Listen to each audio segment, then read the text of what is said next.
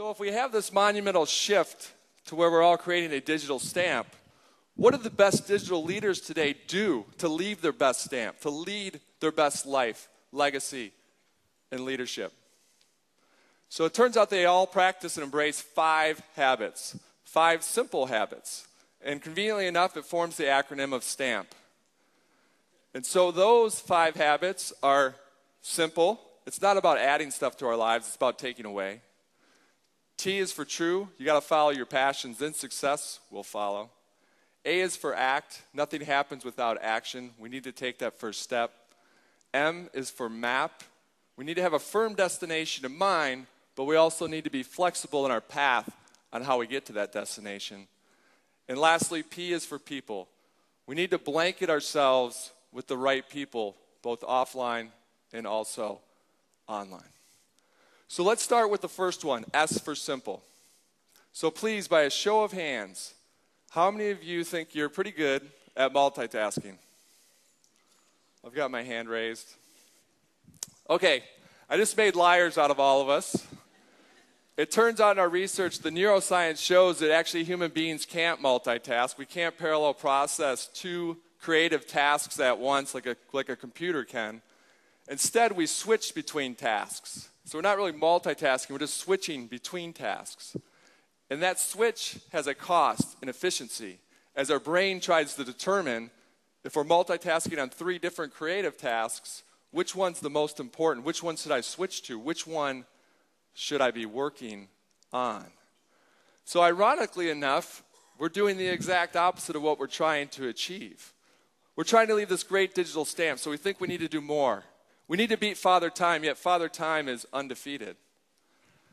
And so we do that multitasking. We're actually making ourselves less efficient.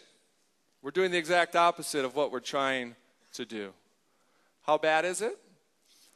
Your IQ drops in the moment 10 points when you're multitasking. Now, I don't know about you, but I can't afford to give up 10 points off my IQ. The other thing, if you look at that, that's the equivalent of not sleeping for 36 hours, which has twice the effect of smoking marijuana. Now, I don't want you to leave those doors today going, that was the greatest TED Talk ever. He told us go smoke some pot. No, I want you to use that as a mnemonic to remind yourselves when you catch yourself multitasking, it's a good mnemonic to remember you're actually being less efficient. And I can say that because I'm a recovering multitasker. So let's look at T. This is for true. Now, a lot of leadership books, they talk about envision your funeral and what do you want people to say about you at your funeral, what you want your legacy to be. Well, we don't have to wait for our funeral in this day and age because we can just Google ourselves to figure out what people are saying about us. And I won't ask you to raise your hands about if you've Googled yourself. It's called a vanity search, and we've all done it. But if you'll entertain me for a second, I'll pull out your mobile devices.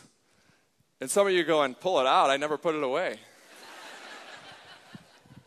But if you can, for the next 30 seconds, I want you to write out what you want your digital stamp to be. What do you want people to find on Google this afternoon, tomorrow, 5 years, 50 years, 500 years from now? What's the mark on this world that you want to leave starting today? So if you would, for the next 30 seconds, type that out. You can send it to me, so that's out there in the public domain. I'm Equal Man across the board. And so Equal Man at Twitter, Equal Man Gmail, Yahoo. Or if you're not, as you can see, I'm not wearing tights or a cape, but I do have a $10 t-shirt. But if you can, send it to your mom, your dad, whatever you're comfortable with. But just take the next 30 seconds. I'm going to be quiet because I just told you you can't multitask. As you finish that up, I'm going to tell a quick story. So one of the people we looked at was a turnaround CEO. We wanted to know how she was successful at going into companies and turning them around and making them successful. And she looked at us after we questioned her and badgered her for about 30 minutes and said, what I'm going to tell you is so simple, it's laughable. What I do is I go into the company and I ask them I want a list of your 60 best customers and your 60 best clients. And then I go visit those customers and clients face to face and ask them 2 very simple questions. I ask them, what do you buy from us and why do you buy from us? A trend emerges, I go back to the office and I hyper-focus all of our activity around that what and the why. So what I want you to do with the digital stamp that you wrote out, or we can call this your digital compass, is I want you for the next 10 days to act like that turnaround CEO and ask yourself, what do I do that makes me happy? And why does it make me happy? And then I want you to adjust that 140 character or less digital stamp or digital compass so that you have that. Once you have that, that's something you can reference whenever you're faced with a tough decision. It'll make that decision much easier. It's setting the path on where you want to wind up. What do you want your stamp in life to be? All right, so now let's move on to A for act. Nothing happens without action. So what I want to talk about is we need to start focusing on output and not focus on the throughput. So how many of you woke up this morning and within 10 minutes were interacting with your mobile device? Okay. Anyone that doesn't have their hand up's lying. Or their battery was dead, or they dropped their phone in the water or something. But what we started to do is we started engaging in throughput. What throughput looks like is that we answer texts and tweets and emails all day.